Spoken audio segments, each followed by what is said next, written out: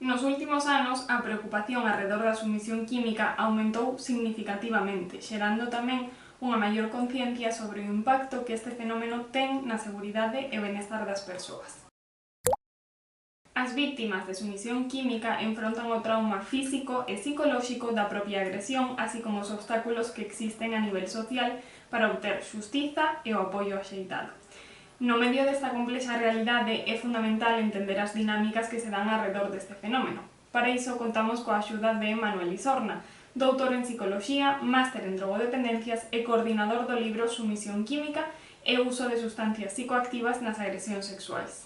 A submisión química é un fenómeno, non? Que é un comportamento que se dá en algunhas persoas que o que fan é fomentar ou incitar ou suministrar de forma subtertricia, é dicir, sin que a outra persona o sepa, unha droga ben na comida ou ben na bebida ou en calquer outro medio, pero vamos, que a idea sería sempre que acaba inserindo sin que esa persoa dé o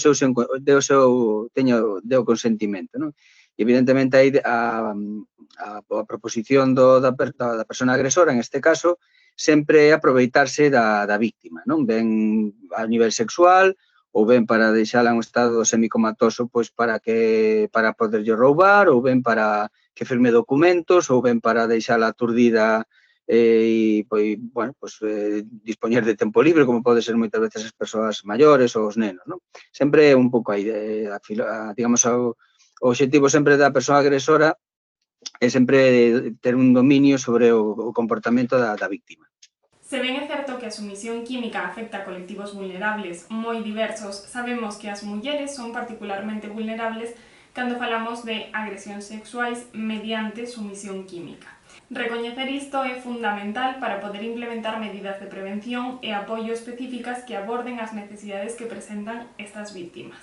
Neste sentido, tamén é fundamental comprender a diferenza entre submisión química e vulnerabilidade química, posto que esta segunda, en moitas ocasións, implica ademais unha serie de prexuizos e estigmas sobre a víctima. Na vulnerabilidade química, o agresor simplemente o que fai é, esperar, non? É dicir, aquí o que fai é a propia víctima a que, de maneira voluntaria, acaba inserindo esas sustancias, non? Que sucede? Que normalmente chegan a estar por elas mismas, polo seu propio comportamento, acaban inserindo máis cantidad da que poden tolerar e acaban en ese estado, non? Acaban en ese estado semicomatoso, ou moi embriagadas ou moi drogadas. E entonces, aproveitando ese estado de vulnerabilidade, o agresor é cando comete o roubo, ou cando agrede sexualmente, ou cando lle obliga, ou cando lle pon a firmar un documento, cosas polo estilo. Pero digamos que é unha gran diferencia porque na vulnerabilidade o agresor non fai absolutamente nada, é dicir, non participa de forma activa na administración da droga, mentras que na submisión química é a parte fundamental, non? É dicir, realmente é a parte activa, non? A xente se pensa que é a burundanga, non? E todas estas así que suelen ser noticias, e non é verdade, é dicir, a droga tanto por parte dos agresores como por parte das víctimas é o alcohol, non? É dicir, o alcohol é a droga que suele estar presente prácticamente no 100% dos casos de tanto sobre todo das víctimas, non? E claro, se ademais de consumir alcohol, que é unha droga depresora, consumes outras, pois a probabilidade de que quedes en un estado semicomatoso é moito maior, non? Pero novamente, fíjate, no caso da submisión química, eu podo, unha das formas, non, de submisión química é ti estás consumindo alcohol, vale? E xa levas moito alcohol. Bueno, pois eu normalmente o que fago é botarche algunha sustancia, por exemplo, GHB, non, que é ou ketamina, na bebida. Entón, ti realmente crees que estás consumindo alcohol e vas por o terceiro cubata, hombre, e sabes normalmente, non, como estás con 3 cubatas, pero claro, de repente tomas el terceiro e ves que te caes, non? Iso é unha das maneiras tamén de submisión química. Entonces, bueno, principalmente alcohol, vale, e normalmente o que che decía, mezcladas con outras drogas, principalmente drogas depresoras, non? Drogas que además teñen que generar amnesia, é dicir, que te levantes e non recordes nada, non? Por eso todo relacionado co GHB ou ca ketamina ou incluso o propio cannabis, non? Como te incitan moitas veces a que consumas máis, que fumes porro, non? Bueno, pois ese tipo de drogas suelen ser as máis utilizadas. E é verdad, vale, que a veces tamén cocaína ou tamén, por exemplo, é curioso porque hai outros países donde na bebida che dan moitos psicofármacos, non? Por exemplo, Francia, pois o que fan, na maior parte dos casos, as drogas máis utilizadas suelen ser psicofármacos. En España tamén, vale, tamén se suele mezclar ca bebida ou na comida, pero bueno, non é moi común. A loita contra a sumisión química e a protección das vítimas deste tipo de delitos require dun enfoque integral que comprenda tanto medidas legais como sociais. Precisamente por isto é un fenómeno que debe ser estudado e comprendido para poder coñecer cales serán as estrategias que mellor poden funcionar. A modificación da lei, que a lei sí quere decir sí, realmente o que desaparece é a figura do abuso sexual, non? E pasan todas a ser agresións sexuales. Entonces prácticamente se equipara. Pero é verdad que hasta que aparece a lei había primeiro, xa no tema da agresión sexual, na sumisión química se consideraba, era como un atenuante. Por que? Porque realmente ainda, e de feito aparece a lei porque non había consentimento por parte da víctima, non? É dicir, o que se escudaban as víctimas, os agresores, era que a persoa non me había dito que non, pero cando ti estás en un estado embriagado, te queres follar comigo, e la outra non sabe o que le pregunta, ese sonrisa, ese non responder, o agresor lo interpretaba como que sí, pero aí non había realmente un consentimento, non? Entonces, claro, por eso a lei o que intenta é proteger as víctimas de que, bueno, estés ou non estés baixo os efectos do alcohol ou das drogas, tes que dar o consentimento para manter relacións sexuales, non? E entón, a finalidade da lei era esa, non? Que sí quere decir sí cando hai consentimento. Cando eu non che digo que sí, que non che diga que non quere decir que sí, para que me entendas, non? Por eso un pouco vai nesa línea a modificación da lei, non? De que realmente aínda que sea baixo vulnerabilidade química, ou ben sexa porque ti me suministras a droga e eu realmente non che digo que quero te manter relacións sexuales contigo, sempre se ten que considerar un no. Aínda que a sumisión química é unha realidade que está cada vez máis presente nos medios de comunicación e pode chegar a xerar alarma, tamén é importante recoñecer que a recollida de datos precisos sobre a prevalencia deste tipo de agresións pode supor un desafío. Neste sentido, é fundamental continuar investigando e recollendo datos fiables para poder desenvolver políticas e accións efectivas de prevención. Aquí hai un problema enorme, vale, Laura? Por que? Porque os datos que temos oficiales son de sentencias, non? É dicir, é verdade, hai 100 e pico sentencias máis ou menos por ano en Galicia que veñen demostrando. Pero que pasa? Claro, esos son sentencias que chegan ao final de todo, é dicir, para que un xuiz ou unha xiza chegue a dictar unha sentencia sobre un caso, primeiro ten que haber unha denuncia. Logo, hai que demostrar que realmente esa persona foi violada ou tuvo unha agresión sexual sin o seu consentimento. Por lo tanto, claro, eso ven sendo como a punta dun iceberg, porque para demostrar todo eso, primeiro ten que haber unha denuncia, hai que levála adiante, e iso non é fácil. Moitas veces as víctimas o que fan é esconden ou non din nada porque teñen, bueno, tes que revictimizar todo outra vez, contalo varias veces, ir a poñer a denuncia, etc. Entón, primeiro punto, que haya sentencias non quere decir que realmente recolla o 100%, máis ben che diría que o que sabemos é que se denuncia sobre un 2-3%. Os datos que nós temos, logo tamén hai outra vía, non? E é toda a xente que vai por urxencias, non? Que vai por urxencias hospitalarias e que mostran, non? Ou plantean urxencias hospitalarias que creen que foron sometidas a unha violación ou agresión sexual por sumisión química. O que sí sabemos é que eso se dispara, non? Que sucede? Que tería que ir a víctima ao hospital, vale? Pero tamén sabemos que hai moitos casos que realmente non é así. Moitas víctimas o que fan é, pois, non queren saber nada ou non queren poñer a denuncia ou sinten vergonza ou culpa de haber bebido na festa e, polo tanto, non poñen denuncia, etc. Se establecen uns protocolos, non? Tanto nos hospitales como nos centros médicos, incluso as forzas de seguridade do Estado já teñen máis conciencia do que está pasando, non? Antes ibas, me recordo o primeiro caso que tuvemos, era unha chica que foi un sábado de noite, non? Foi a poñer a denuncia ao cuartel da Guardia Civil e entonces había un guardia, era un home, e hoxe en día ten que ser unha muller que te atenda para empezar, xa é o que é moi importante. E entonces lle di a chica, bueno, es que creo que me han violado. E o guardia dice, pero vamos a ver, como que crees que te han violado? ¿Te han violado ou non te han violado, non? Entón, a rapaza xa se puxo nerviosa e es que creo que me han violado. Pero como vas a dudar? Claro, para o guardia non entraba na cabeza que pudera dudar, porque non, bueno, pues todo eso se foi cambiando, non? E hoxe en día, bueno, pues xa sabemos como que hai que recoller, que teñen que ir ao hospital, decir, o acompañamento, digamos que hai unha maior sensibilización por parte de todos, non? Pero tamén é verdad que o fenómeno tamén vai a máis, o sea, porque as drogas cada vez son máis accesibles, estos comportamentos se estenden moi rápido nas redes sociales e, bueno, pues ese sentimento de invulnerabilidade que teñen moitos dos xóvenes, pues os leva a cometer este tipo de delitos, non? E logo, realmente, o último dato que temos, e que temos que collelo entre comillas, claro, porque logo todo o que ten que ver con autoinformes, non? É dicir, pois, eu cubro un cuestionario e respondo, non? A veces, pois, responde, digamos que sempre hai unha pequena desviación, non? Do que realmente é certo. Pero, bueno, dos datos que nos temos, que é o que nos interesa, nos menores de edad nos sale sobre 1,2% dos menores, tanto de chicos como de chicas, sufriron agresión sexual e para ello utilizaron drogas, non? É dicir, os datos que temos algún publicado. O que temos agora é un estudio piloto que estamos volvendo a... De feito, estamos agora recollendo datos nunha muestra que realizamos ano pasado en universitarios en Galicia e nos salía prácticamente un 17%, non? É dicir, unha barbaridade, é dicir, de feito, eu digo, era un estudio piloto e agora queremos facelo xa en todos os campus de Galicia, a ver que nos sale, pero nos salen cantidades moi elevadas, non? Bueno, ao final, o 17% é o que se está salindo, incluso máis son os que salen nos campus de Estados Unidos, non? É dicir, cando utilizamos a mesma metodoloxía e, polo tanto, pois calculamos que aproximadamente 17 xóvenes pois sufren algunha agresión sexual, ven en estado de vulnerabilidade ou por sumisión química ao longo da súa vida. Un pouco, que o cal é unha verdadeira barbaridade, vamos. A idea de vítima perfecta está presente en moitos debates arredor das agresións sexuais, estea presente a sumisión química ou non. Esta implica a crenza errónea de que as vítimas deben mostrar certos comportamentos e estilos de vida, de maneira que só as vítimas que cumpran con estes requisitos merecen empatía e xustiza.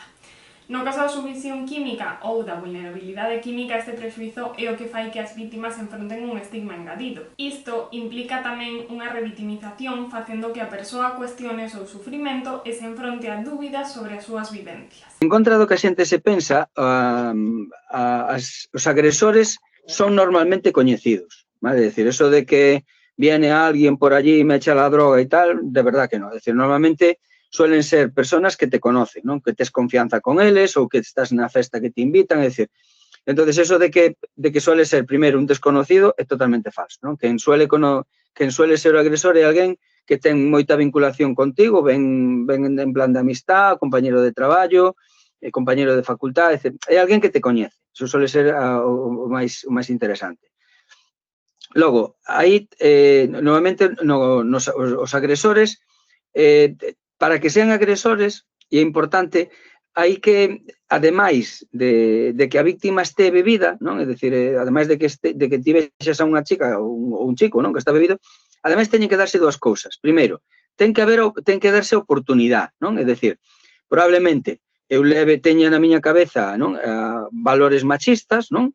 Que, bueno, pues intentaría ter relacións sexuales con non sei quen, pero se é de día, vale, imagínate, se é de día e eu vexo a chica de día borracha, non sei que, non sei cuánto, pois seguramente non se me ocurre. Pero se é de noite, non? E é un entorno de festa, e é un entorno onde a xente está moi bebida, e se me dá a oportunidade e o contexto, pois é moi probable que esa conduta que a tiña aí un pouco latente, ahora si a poña de manifesto, non? Se me manifeste e execute a violación.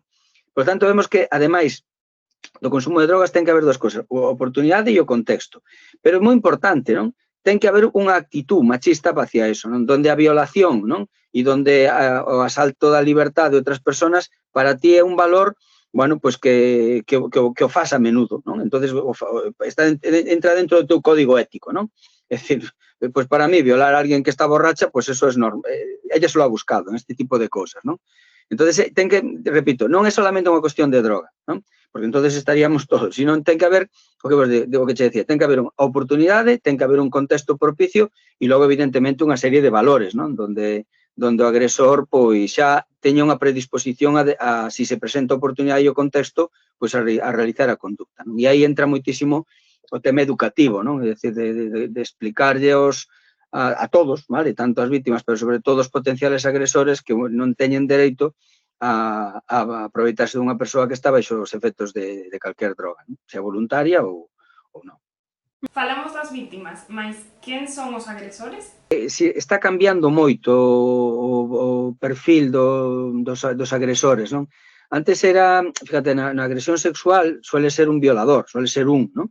Pero fíjate, a veces o que nos está pasando ahora, e é un fenómeno moi reciente, relacionado ca manada, son as violacións en grupo, non? É dicir, normalmente de cada dúas sentencias, unha delas suele ser xa por se realiza a sumisión química, pero se produce en grupo, non? Suele ser 2, incluso 3 moitas veces os agresores que se está producindo. Iso tamén é un fenómeno que está cambiando nos últimos anos. Nós creemos que ten moito que ver tamén ca banalización e que a cosificación da muller, non? É dicir, para moitos rapaces que empezan a ver porno, non? A edades moi tempranas, todo isto da violación, a cultura da violación é algo normal entre eles, non? Porque eles, o porno prácticamente, en moitos casos, son violacións en grupo, non? Entonces, primeiro se cosifica a muller, non? É un objeto que che decía dos valores.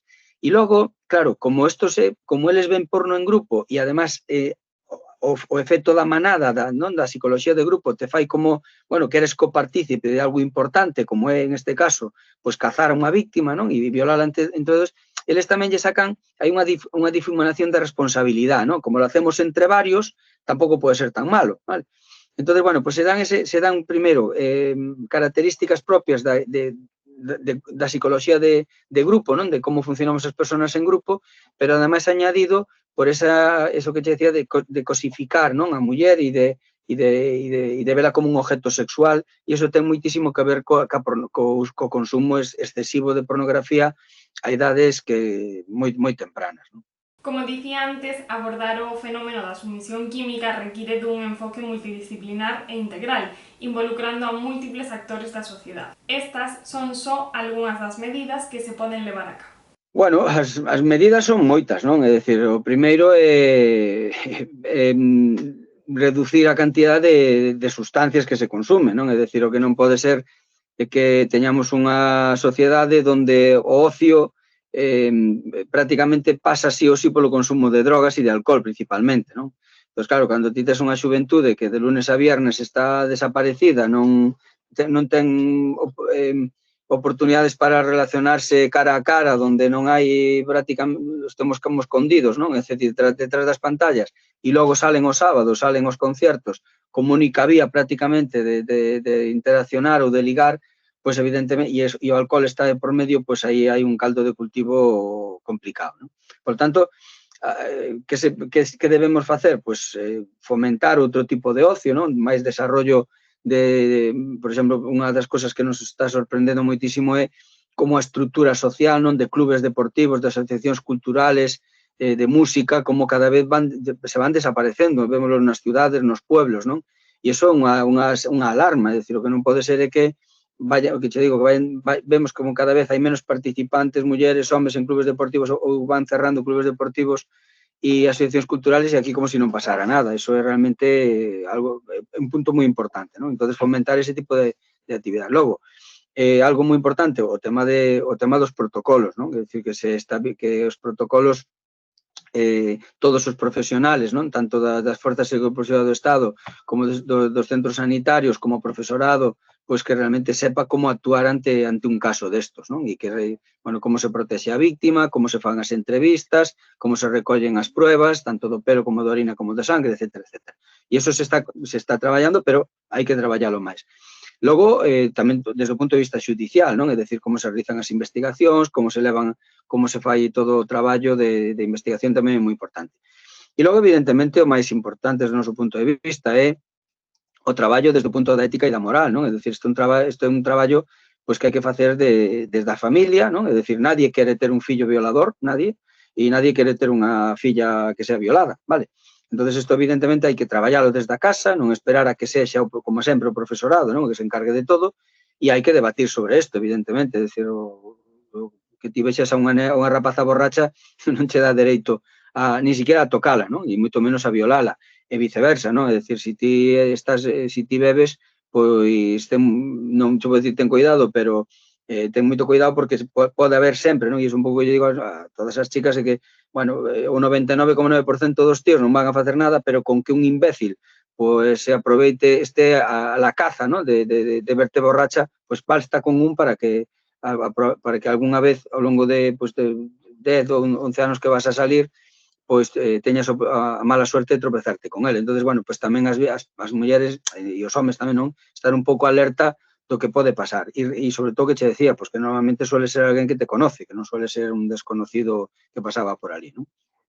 Entonces, a nivel institucional, pues eso, campañas de sensibilización y de fomentar este tipo de valores prosociales, ¿no? Que son moi importantes. Como conclusión e resumo de todo isto, a submisión química é un tema complexo e preocupante que debemos atallar como sociedade. Ao longo deste vídeo intentei explicar as distintas dimensións ás que afecta, mas se tivese que subliñar unha soa idea, sería a importancia da educación e a sensibilización, entender que como sociedade temos un papel nos valores que cada persoa vai desenvolvendo. Espero que polo menos o contido resultade interesante e poder poñer un grande area para seguir loitando contra esta situación. Se ainda che queda algunha dúbida, deixa nos comentarios e intentaremos resolvela.